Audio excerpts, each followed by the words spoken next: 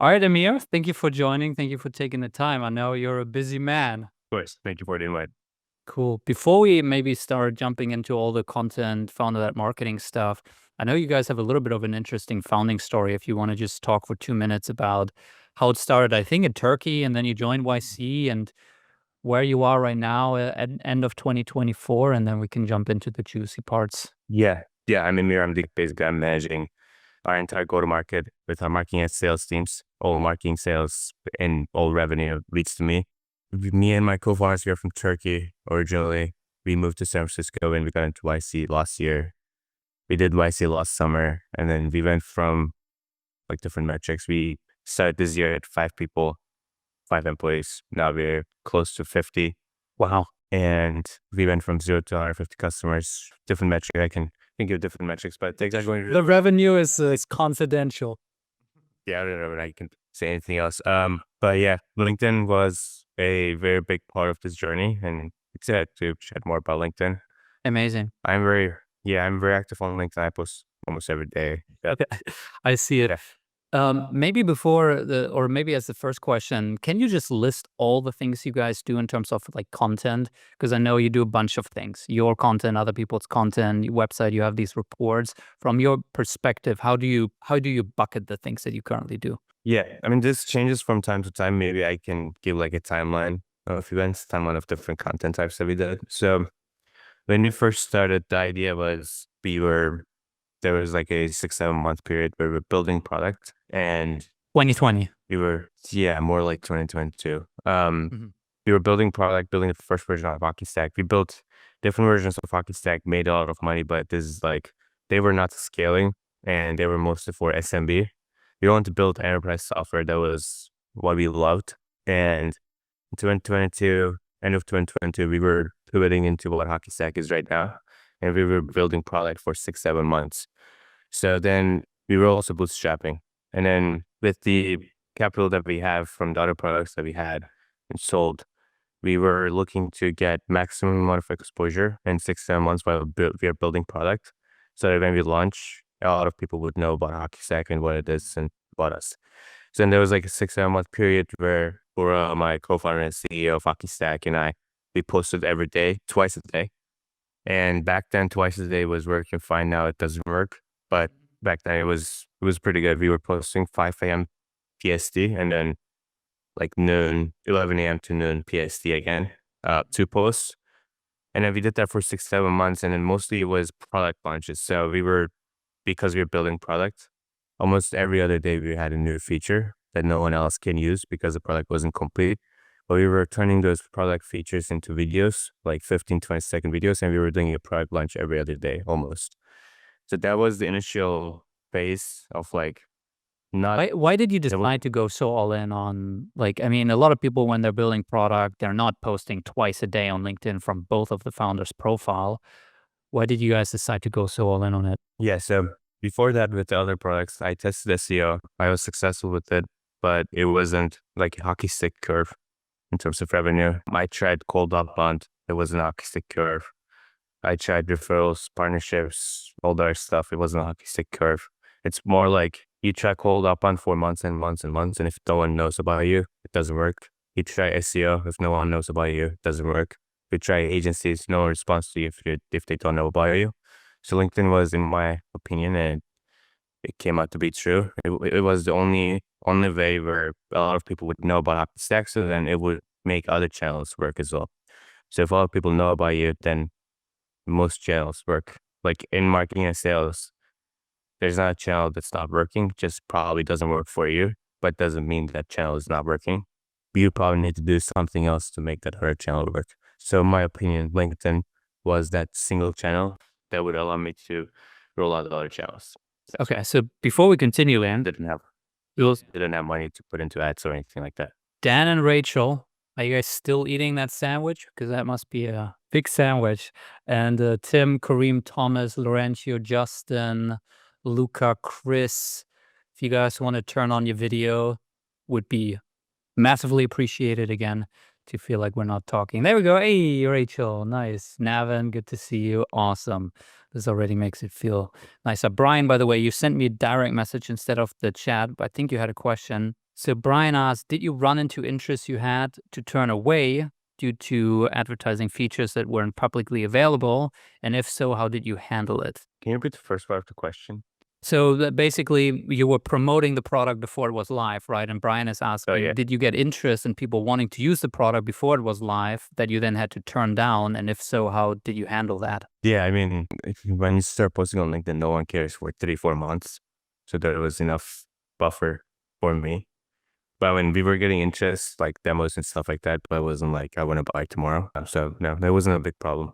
And then we are a team that builds really fast. So in like 3 months or so, we had a working first version. Not great, but it was working. So we started trials and POCs, and then some of them became our first 10 customers.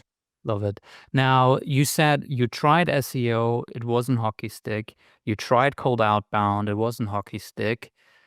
But then you also said you need to posting for 3 to 4 months on LinkedIn, no one cares, which you could look at 3 months into and you're like, there's no HockeyStack here, so let me just stop. How long did you try SEO and cold outbound to decide that it wasn't worth it for you?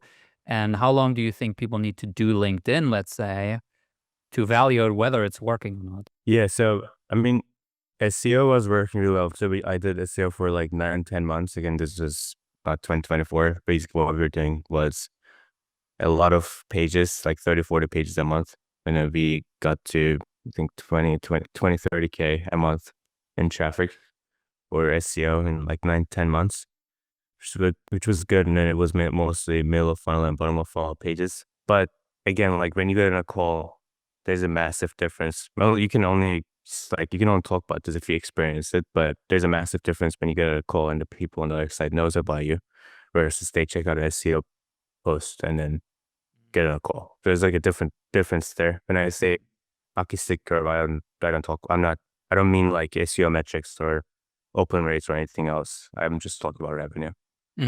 Got it. Now, I think one of the pushbacks that people would say is you're selling to a go-to-market audience, right, who lives on LinkedIn. What if you're selling to different personas, IT, like engineers? Do you still think it makes sense to go so all in on LinkedIn? Developers? And what we did on LinkedIn or what other people did on LinkedIn for go-to-market can probably work in a similar way on Twitter or like on Reddit or something else. It's probably the same thing. So you just pick a different place and do this similar kind of thought leadership, founder-led content. Exactly. Okay, cool. Now, how did you start?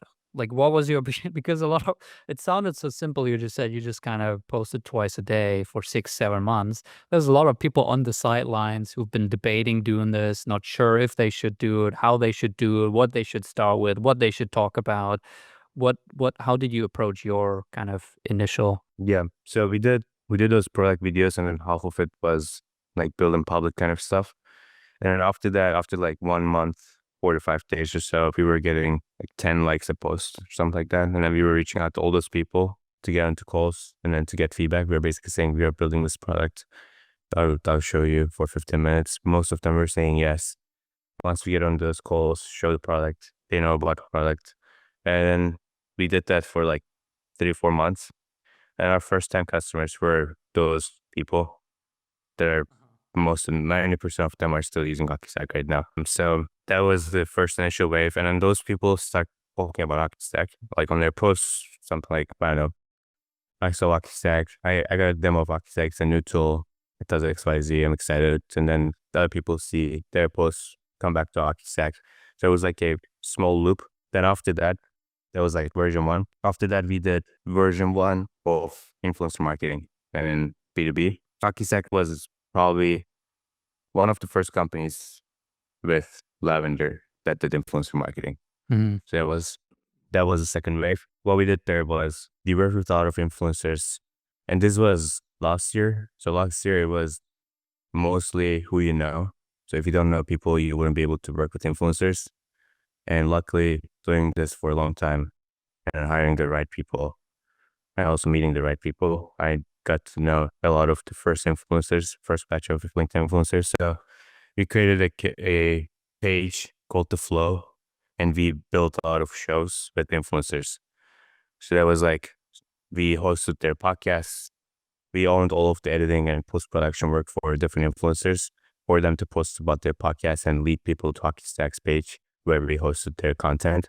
And then we did a lot of third-party skits, entertainment content / education.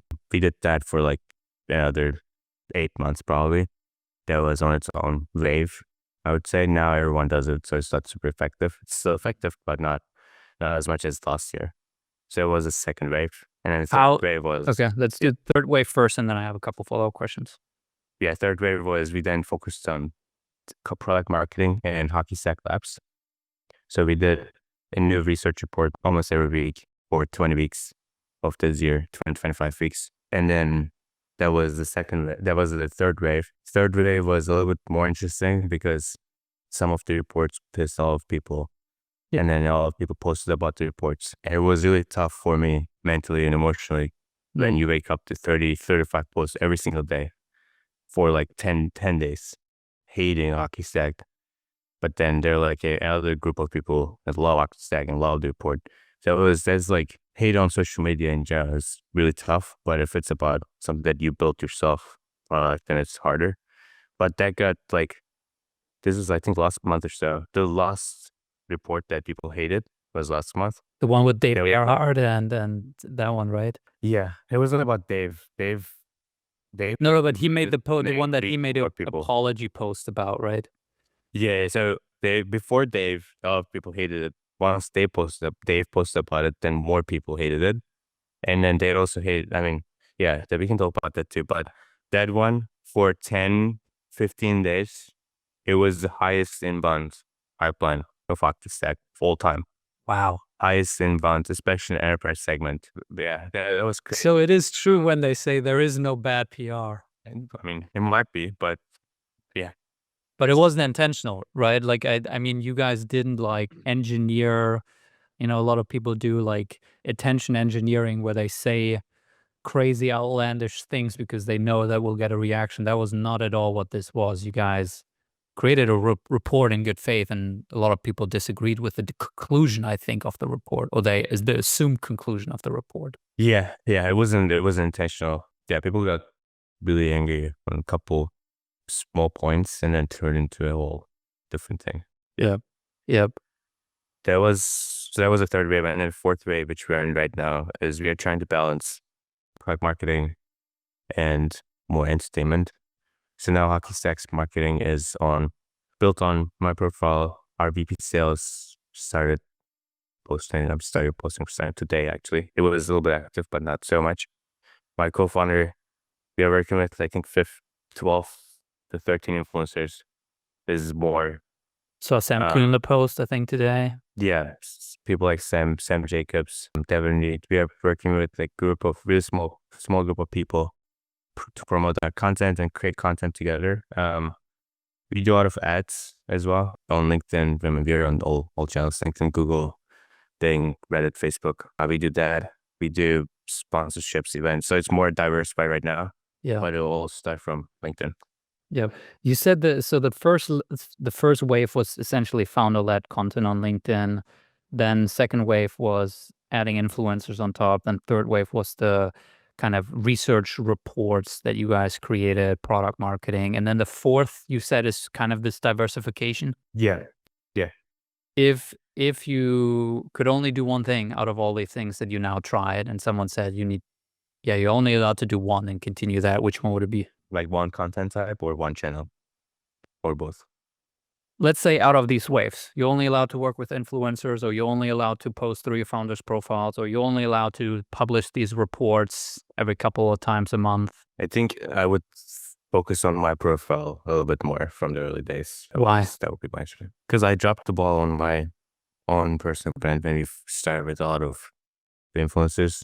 When I picked it up again, I went from 12K to 20K in like 3 months when I just solely focused on my profile and did nothing else.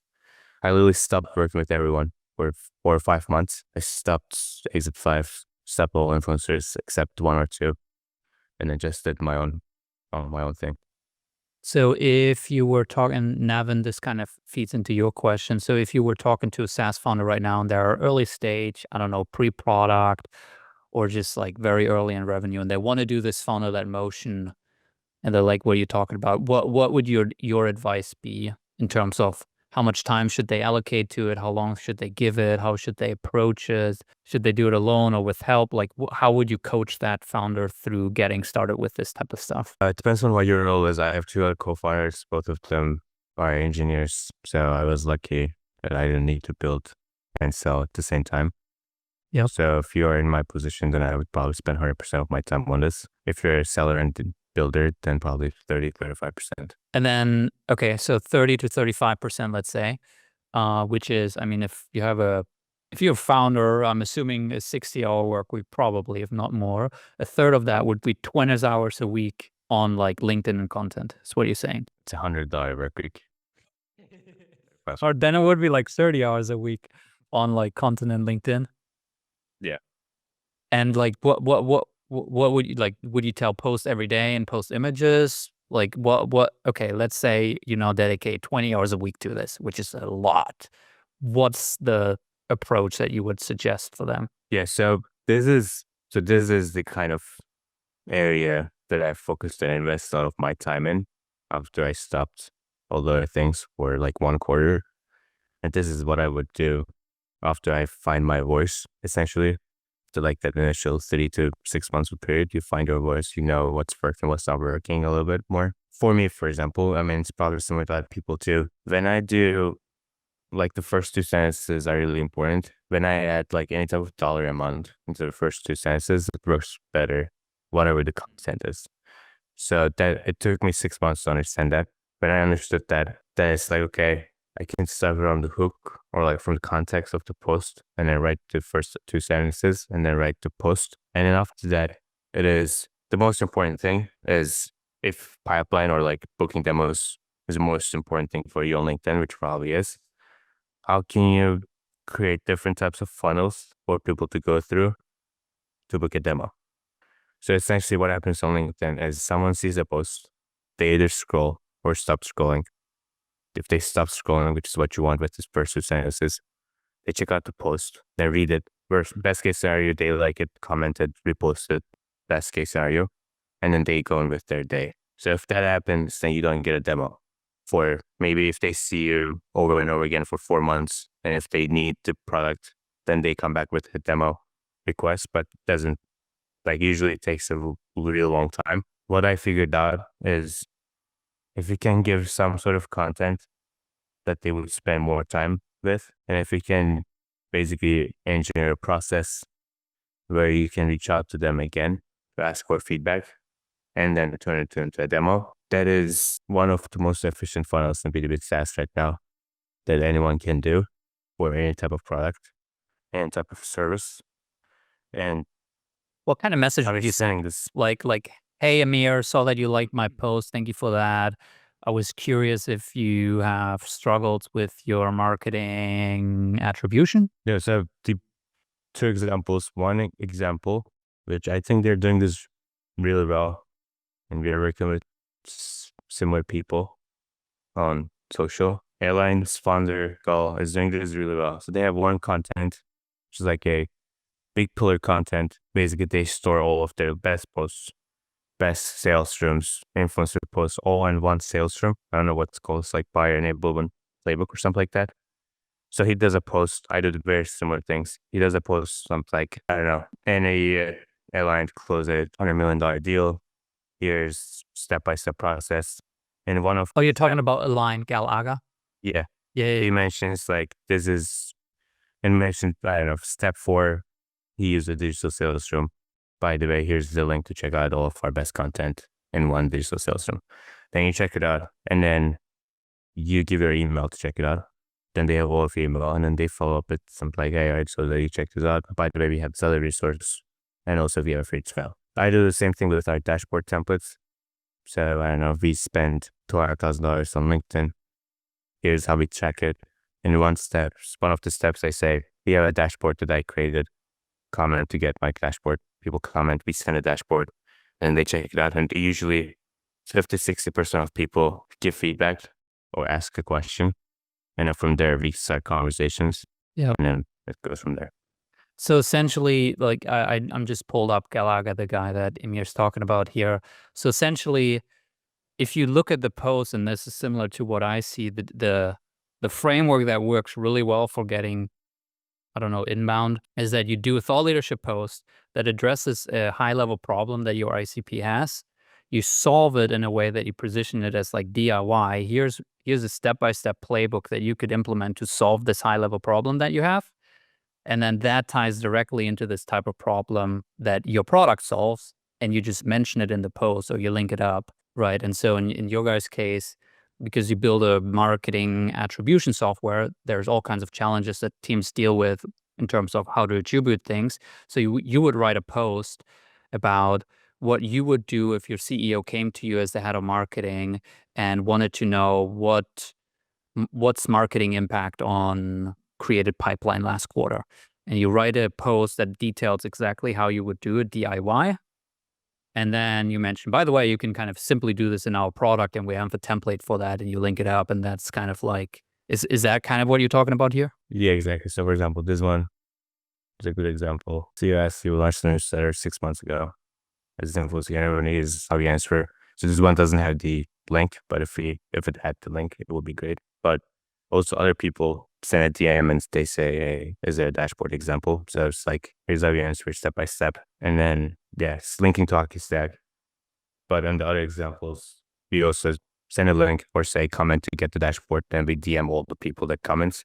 Yep. And it gets like, every time I do this, I didn't do this for the last 2-3 weeks because I'm working on a little bit bigger, not just one dashboard. You did it a couple days ago. I'll show you how you did this a couple days ago. You had this post 2 days ago. I mean, I don't know how much inbound it generated. ABM is not a strategy.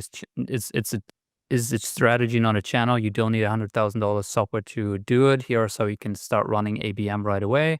And then you break down a DIY process, how people can do it. And then here in the last part about simplifying tracking, you mentioned you're a HockeyStack.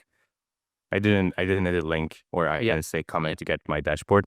Okay, I gotta do that almost every week. Now I'm working on a bigger content piece, not just one page. So I will start using that. Hopefully it will be done over the weekend. Yep. So this one's last 6 months that I did in total got 2,000 comments. Yeah. It's like 2,000 conversations. And then like half of them ask a question to this conversations. And then let's say 30% of them are qualified. That's like 500, 600 conversations, or even maybe let's say 20%, say 250, 300 conversations. And then over time you nurture them. It's just like a better version of email marketing. Yep. By the way, I know we're kind of in the nitty gritty here, guys. So if you have questions or want to interrupt or want to clarify something, definitely feel free. I think like this is this post format that we're talking about here it's essentially a sales letter, right? It's a very, very old, like it's an old marketing approach. And there's now VSLs, video sales letter. And the idea is basically you have a prospect. That prospect has a big problem. So you create a piece of content that outlines exactly what people need to do to solve that problem, right? And then the pitch in the end is you can either go do this now by yourself with all this information I gave you, but it will take you a lot of time, a lot of money, a lot of resources. You will try and fail, or you can just buy our product or use our service where we kind of do this exact thing for you, right? So it's basically that in a LinkedIn format. So you write a mini sales letter in a LinkedIn format. Cool. Now I wanted to go back to a bunch of things that you discussed previously. I have 2 follow-up questions. And again, guys, if you have specific questions that you want to dive into, feel free to drop them. One on influencer marketing. I think it's still an ephemeral topic to most people. If someone wants to get started with that, how would you approach this? Like, who do I reach out to? How do I incentivize them? Do I just pay a one-off fee per post? If so, how much should I pay these people for a post? And then what kind of posts do best for these influencers to post so that I'm actually driving pipeline from it? Yeah. So I couldn't find like a ratio for influencers. Like if they have this much followers, this is the rate kind of thing. I couldn't find that yet. But usually it can be anywhere from $500 to $3,000 or $4,000 per post. If it's like one person, like the influencer versus like an exit 5. That is harder. Exit 5, usually you can send an email and they would give price information. With influencers, they're like, either you just ask them, hey, do you do influencer marketing? Or if you know they're doing influencer marketing, then you can probably just DM. I would just do that if you don't know the person. And there are also different, I've never used a SaaS platform, but I think there's new SaaS platforms that does this, like a marketplace. But I don't think you need it. If you can build a list yourself, we can probably just reach out. And most people are looking to make more money from their LinkedIn profiles. So a lot of people are open to it right now. I would not pay more than like $1,500 per post if they don't have more than 50, 60K followers. That's Okay. It's just my rule. Yep. Not more than 1,500 if they have less than 50 to 60K followers. Yeah. Anything after that. Or if they're like, sometimes there are people that have less followers, but then really, really engaged audiences, or they're like very well known in your industry. Sometimes I see like from our customers, I always have this type of conversations and they say, we have this, I don't know if they're in InfoSec, and then they say there's like this security guy with 4,000 followers, but everyone in enterprise security space knows him. Right. Then it makes sense to pay more, but otherwise, or not really. And then the biggest thing with this is you need to be careful of the influencers that just post like, and there's nothing wrong with this, don't get me wrong, but there's some people that just post about mental health, for example, and get out of likes, but that doesn't mean if they post about sales, they'll hit likes. I made this mistake a couple of times when I paid people work with influencers. They were getting a lot of engagement. I wasn't careful. I wasted a lot of money. And it's really careful about the context. Right. You posted about this. The narrative of the product needs to fit into the usual narrative that the influencer is talking about anyway. If they talk about mental health all the time and then suddenly with your branded post, they talk about marketing attribution, it's probably not going to be a good fit. Okay. So Nevin said the thought process behind these LinkedIn posts is very eye-opening. Any more such case studies would be helpful. Lucas said, I'd like to ask if you're also specifically promoting C-level LinkedIn posts on LinkedIn. What level? C-level. So I guess he means your own post as thought leader ads or something. Yeah, we did that. Do you just run thought leader ads? Do you put them into native ads for your company? Like what's the makeup of, let's say, like boosting thought leadership content? Is that all of your LinkedIn ad budget or a tiny sliver? It's like 15%. We spend about 15% of our budget on thought leadership ads, 15, 17%. What I do is sometimes they're like different buckets. Sometimes there are posts that I know that I'm not gonna do well on social like feed, but I need to do it because it's important. Then I put money behind the posts that people see it. Examples to this might be like a product launch. Usually doesn't, if it's not like, for example, the last launch that we did is like AI marketing analyst. That was the top one because it's a hot market right now. But usually most launches are not going to do well, especially with the video plus a link. It's not going to do well. So I thought leadership ads are great for that. And announcements are great for thought leadership ads. And then usually if a post does really well on social, I put a lot of money on it to see how it does on thought leadership ads. Sometimes doesn't do really well on like advertisement side. I don't know why. I couldn't figure it out because it's the same feed. Maybe it's because it says this is advertised by HockeyStack or something. And then we also advertise other people's posts. Like sometimes customers post about HockeyStack, we advertise those. Influencer posts, we advertise those. Yep. Yeah. And then the other question is incredibly important. I think if I was on this webinar 7-8 months ago, I would probably, I wouldn't have wasted a lot of money on this too. Content that you create with the influencers. The best content for influencer marketing is content pieces that you can use later on. So the biggest pitfall in influencer marketing is you pay someone to post about you once and there's no substance in the post. That is a waste of money. What you need to do is creating a content piece that you can use over and over again. And then it's also beneficial for the audience. For example, the CMO dashboard that we did with Dave Garrett, this was 9 months ago. We used it in our ads. We used it in our demo calls. We used it in our outbound emails. we still advertise on it. They posted about it 3 times. I posted about it 5 times. So there's like a piece of content. He later on, he did a video and he posted about it again with a video of like a walkthrough. So then there is like a content piece with a really, really good ROI because I can reuse it all the time. Right.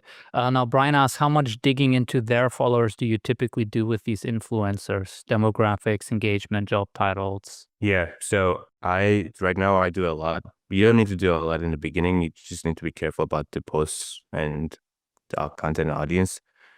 Now, I actually, one of the team members that we have, I ask them to go through everything on sales nav, but look at connections, get an export of connections. We like dig really deeper into it to see the audience overlap too. Because also the other thing is if you have a decent profile, then at some point you have a, like, I don't know, 70% overlap with someone else. That's not worth paying money because they're going to reach the same audience. So now we do a lot of due diligence before we work with someone. Nice. Now, another follow-up question on something you said earlier. You mentioned, with the report that you got a lot of hate and that it's really difficult. How do you deal with the hate? I mean, there is a lot of people who don't even get started for fear of that happening. I mean, I don't really know. I couldn't find a way to deal with hate. I think it's just understanding that it's not personal, not taking it personal is important, and not like giving up on it is really important because sometimes you get hate and you don't do it again. But actually, all the best companies are getting hate all the time, and it's PR too. So couldn't find a way. I think it's the first time really sucks. First time that this happened, I literally couldn't do any work for a couple of days because I was like really, really anxious and feeling anxiety all the time, and so I was stressed. I thought everything was gonna just like stop. We weren't gonna get any pipeline because everyone hated us, kind of thing. Wow. Then it didn't. Nothing happened. So more inbound, more pipeline. more inbound. Yeah. Hey, Muhammad, thank you for turning on the video. Okay. How do you consider this whole founder-led marketing, posting on LinkedIn? Like, is this brand to you? Is this demand gen? Is it lead gen? Like, where do you bucket it in terms of as an activity? Yeah, I think right now the marketing and sales and go to market I see it as like a universe, the HockeyStack universe. As many people, I need to reach as many people as possible. I need to make as many people as possible aware of HockeyStack's brand. So if you think about it that way, probably there's brand awareness, but then it also turns into pipeline. So I don't think there's like a distinction there, but I do distinction among posts. Sometimes this post is for brand awareness, this post is for pipeline, this post is for employer branding. There are like different types of posts that I do. Yeah, not for a channel though. And how do you suggest people measure it? It's a good question. So right now what we do is we look at referrals from LinkedIn.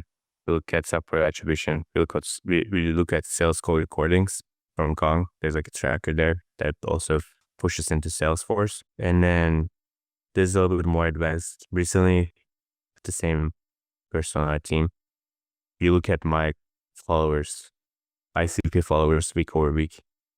So our ICP is mid-market enterprise marketing and sales teams and director and above. We're looking at how many followers am I getting every week in this ICP and how it turns into pipeline based on companies. How do you do that? So Do you have a tool for that, or? We do it really manually. We basically get lots of exports, lots of scraping. Yeah, okay. I think there's a gold mine for someone who builds a proper tool, but also with LinkedIn API and all of that, it's a little bit of a gray zone. Now, I wanted to highlight that you said earlier because I think it stands out a little bit to me. I talk to a lot of founders who are considering doing this, who are debating doing this, who maybe started doing this and stopped doing it. You said in the very beginning, for the first 3 to 4 months, no one cares about you, and you got about 10 likes on the post. That's the moment where 90+% of founders who now decided to jump in and try it would stop. Because they're like, I gave it 3 months, that's a long time, and I have 10 likes on a post. This is clearly not worth all this time that I'm investing into it. Let me move on. So what do you think is a good reason to stop? And what gave you the confidence at that point to still keep going? That's a good reason to. I think the good reason to give up would be if you really think the audience is not there, not like an excuse, but like honestly, genuinely, the audience is not there. I would give up. Reason, I don't know any other reason that I would give up on this like really powerful platform. And yeah, maybe another reason might be if you get something else to work, then yeah, like I don't know. It depends on the person's background too. For example, if you worked in lots of agencies and you have a really big agency network and you can quickly get a ton of revenue from that versus working on LinkedIn, then yeah, go for it. Or I don't know. Yep. There were a lot of founders in our YC batch, for example, that worked at, I don't know, Facebook, Twitter. There was one guy who worked at SpaceX. They all sold the software to their previous company, and then they sold to other companies in the same space. Like there are different things, but in general, I think over time you need to build a brand. You cannot give up on building a brand, and this is one of the most important platforms to build a brand. So I don't know any other reason to give up. What did I think about? What did I think about it when I first started, and why I didn't give up? It is probably because I focused on getting early wins really, really quickly, and I was able to get really quick wins very early in the journey, and I think that kept me going. And those early wins was reaching out to those 10 people who liked your post and said, hey, can I show you our product? And you give me feedback. Yeah, then turning them into customers. Yep. Okay. Makes sense. Now, I'm curious, there's HockeyStack has a lot of avid followers and people follow what you guys do in terms of your go-to-market. You have a little bit of a cult there. I posted about it. I think lots of people are posting about the things that you guys do. What do you feel like is maybe something that is kind of underappreciated or something that people don't really notice that you guys do that you feel like is actually really contributing to things? Hey, Finn, before we move to that topic, Yeah. would you mind if I just stepped in? Go for it. So I think there's an opposite question based on the previous thing is, I think people can find plenty of reasons to stop doing something. They find them all the time. And, what I would sort of throw into the fire here is celebrate the early wins when they come, no matter how small they are, because the early ones will compound and give you bigger wins later. But if you have really high expectations that your first post is going to have 100,000 views and it doesn't, and neither does the second or the fifth, why not switch tactics? So, I think what I would sort of say here to wrap up is when you're beginning something, any incremental progress should be celebrated. You should say, I did something and it's more today than yesterday.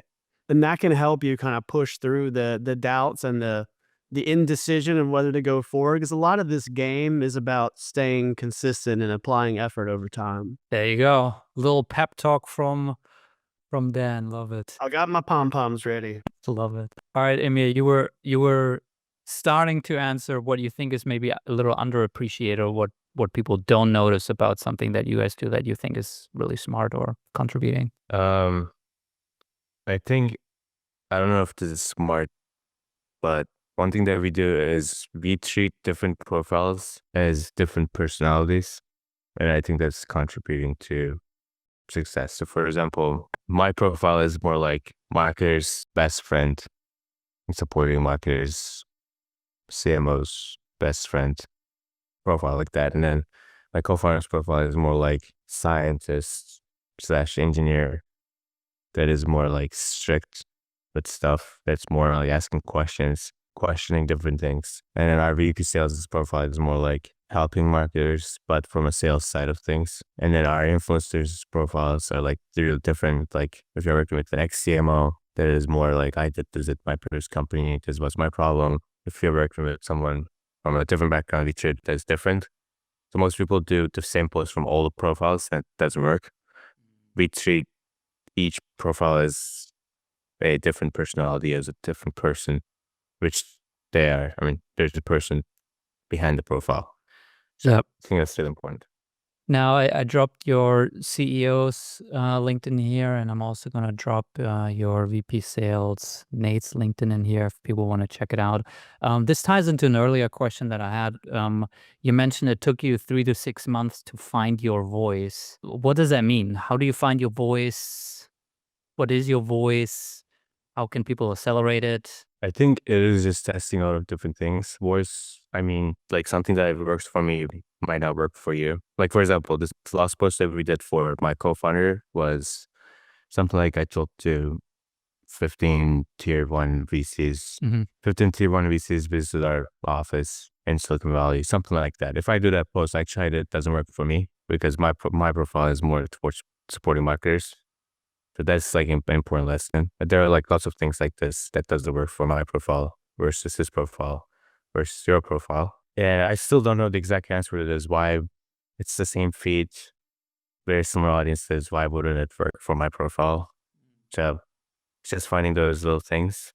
And then also the other thing is finding different templates that you can reuse over and over again. So there's Zero ask you how much necessary influenced revenue thing. We did the same thing with 10 different things like we did. How much content influence, how much think task influence, how much Google has influence, the same template, just changing these steps and changing the first sentence, things like that. Yep. Love it. I would add one caveat here. I think a lot of people use templates too early before they found their voice and they found what resonates. And so they just repurpose and regurgitate things that are not resonating. So it will never resonate. So in the beginning, you need to do a lot more kind of throwing shit against the wall, trial and error, and seeing what sticks. And then once you found a format that clearly resonates because you saw the reaction and you're getting that engagement and you're getting inbound and starting conversations, then you can think about what's the formula here? How can I repurpose this? How I can do the same thing but differently, et cetera, et cetera. Cool. What's ahead of for you guys in terms of this motion? Like, are you planning to spend a lot more time on LinkedIn again? Are you planning to expand the influencers program? Like, what's Q1, Q2 2025 looking for you guys? Yeah. We're looking to build a lot of more systems. And we now have, so until Q3, we were 100% inbound led. Everything was coming inbound, and then like investor introductions and partnerships and all this stuff as well. Q3, I started a sales to open function. Now we have 7 SDRs ahead of sales to open. That is going extremely well. So we are going to build a lot of systems to collaborate closely with our SDRs, with the executive profiles that we have. Lots of bigger types of content, not just one dashboard, but how can we turn it into a large content asset that we can reuse over time, and also work with our influencers to promote it. And then we have a sales product coming out. It's available for our customers right now, but we're launching a sales product. So we are trying to expand our audience into sales, and we have some initiatives for that for Q1. Can you talk a little bit what you have your SDRs do differently? Because you said you hired 7 SDRs and it's really successful and you're going to build it out. There is a lot of talk on LinkedIn about that the SDR motion is dead, that SDRs are super inefficient. So like, what are you doing differently to make it successful? First off, we have an incredible sales development leader, Alex Choi, who joined from Carta. He's great. He has a big impact on this. He did a lot of posts since he joined HockeyStack. Some of them went viral. That's one. Two, we are like 70% call heavy organization. So we do 70% of our time. We spend 70% of our time on calls, which works really well for us. And we only target upper mid-market and enterprise. And then the other thing that we do is we experiment and test really, really heavily. So we do really small experiments with our scripts, with our emails, with our LinkedIn messages, and we do a lot of role plays with our SDRs, and we only hire senior SDRs. That might also be a more important thing. We only hire people, like half of our SDR team were SMBAs, so like really qualified people pay a lot more than market, but get really qualified people into our team. And another thing is also ties back to what we talked about in the beginning. When you reach out, a lot of people say, yeah, I heard about it, but I just don't know what exactly you do. That's an important thing in cold call or email, which probably start from LinkedIn for most people. Yeah. So call heavy culture, meaning you do 70% of your outbound as cold calls. Yeah. You only do upper mid-market and enterprise, which also, I guess, makes the unit economics easier to make work. You already have a great product and brand. So when SDRs reach out, it's often that people might have heard about something, but they're just not sure exactly what you do. So all of this content and brand and LinkedIn stuff is helping. And then you hire only senior SDRs. Interesting. Guys, we're about to wrap up here. We have a couple more minutes. Brian, I know that you've been debating doing this, or you have it, let's say, on the roadmap. I'm curious what your biggest bottlenecks are, or what you feel like maybe you have some questions here for Emir. They clearly figure out this process, and then Chris, Kareem, Luca, Justin, Barry, Thomas. If you guys have any questions for Emir, Mohammed, drop them in now or unmute yourself. Now is the time to get your question in. Yeah, I think for me it was so definitely what hit home for me is the fact that you're not the engineer, so you are able to take advantage of the ability and your time to not have the burden of building, right? So I mean that's an interesting take that so many of us don't have that luxury, but that isn't interesting how you slice your time to make sure that it does stay efficient. One question I do have, So you said, Brian, if you work in a 100-hour work week, you can still dedicate 30 hours to this LinkedIn stuff. So don't be making excuses here. yeah, just gotta increase your hours. But one question I do have is, so again, I think you're based out of California, so I'm over on the East Coast. So again, our pay scale is going to be slightly different. But what is your average senior SDR rate running you? Let's say comp. Okay. Let's say compensation. Are you asking about their compensation? Yeah, and not about just not their total package, just W-2 salary. Is it 50, 250? It is like 130 to 150K. Okay. That gives me some guidance. So excellent. Yeah, that was really my only question. Cool.